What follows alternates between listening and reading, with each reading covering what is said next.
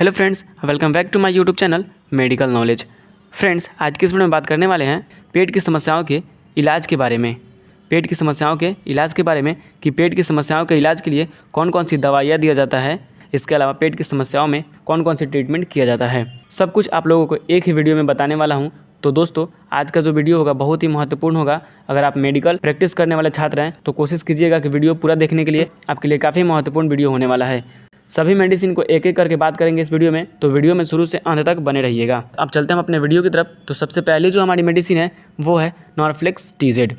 नॉर्फ्लेक्स TZ, इसकी brand नाम की बात करें तो नॉर्फ्लेक्स TZ से आपको मेडिकल स्टोर पे आसानी से मिल जाएगी। अब बात कर लेते हैं इसके कंपोजिशन के बारे में कि इसके कंपोजिशन में क्या क्या होते हैं। तो इसमें norfloxacin, tinidazole and lactic acid bacillus होते हैं। तो अब बात कर लेते हैं कि कौन कौन सी पेट की समस्याओं के लिए इस टैबलेट का इस्तेमाल किया जाता है। तो इसका इस्तेमाल लूज मोशन में किया जाता है, यानी किसी व्यक्ति को लूज मोशन हो जाता है उसमें इसका इस्तेमाल किया जाता है। इसके अलावा डायरिया में किया जाता है, यानी जिसको हम दस्त के नाम से भी जानते हैं। डायरिया का मतलब होता है कि स्टूल में वाटर का मात्रा बढ़ जाना, जिसके वजह से बार बार स्टूल पास करने जाना पड़ता है। नेक्स्ट तो इसका यूज है डाइसेंट्री।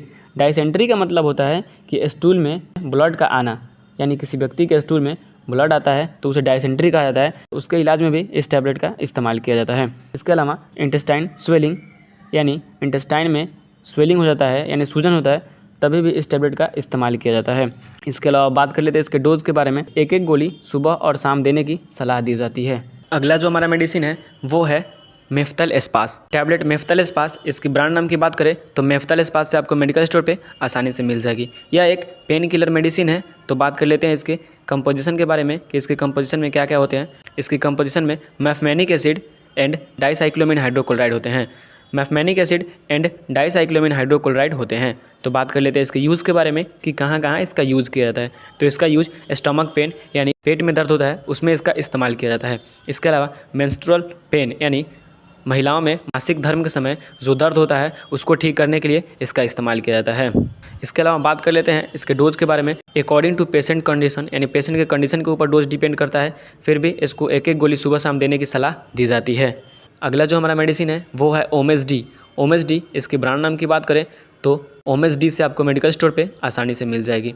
बात कर लेते हैं इसके कंपोजिशन के बारे में। तो इसमें omeprazole, delayed release, domperidone, sustain release capsule होता है।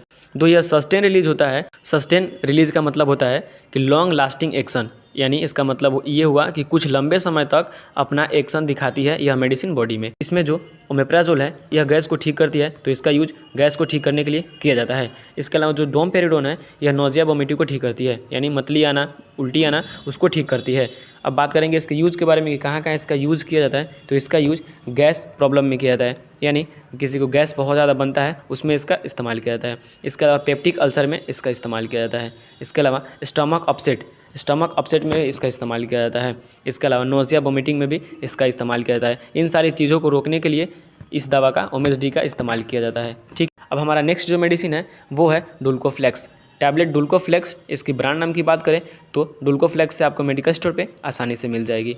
अब बात कर लेते हैं इसके कंपोजिशन के बारे में। तो इसमें बिस्कोडिल होता है, एज ए लेग्जेटिव काम करती है। तो बात करेंगे इसके यूज़ के बारे में कि कहाँ कहाँ इसका यूज़ किया जाता है। इसका यूज कॉन्स्टिपेशन में किया जाता है, यानी कॉन्स्टिपेशन का मतलब हुआ यानी किसी व्यक्ति के पेट में कब्ज बना हुआ है, कब्ज के कारण उसके स्टूल जो है पास नहीं हो पा रहे हैं, काफ़ी हार्ड हो गए हैं, तो उसमें इसका इस्तेमाल किया जाता है। यह एज ए लेग्जेटिव काम करती है, स्टूल को ढीला कर देती है और आराम से स्टूल पास करने में मदद करती है यह दवा। ठीक है, अब बात करेंगे इसके डोज के बारे में। तो रात में एक गोली गुनगुने पानी के साथ लेना होता है। रात में खाना वाना खाने के बाद एक गोली गुनगुने पानी के साथ लेना होता है। जितने भी मेडिसिन बताया गया है उसको खुद से उपयोग ना करें बिना डॉक्टर के सलाह के अनुसार। ठीक है दोस्तों, हम आपसे मिलते हैं नेक्स्ट वीडियो में। तब तक के लिए बाय, टेक केयर, जय हिंद।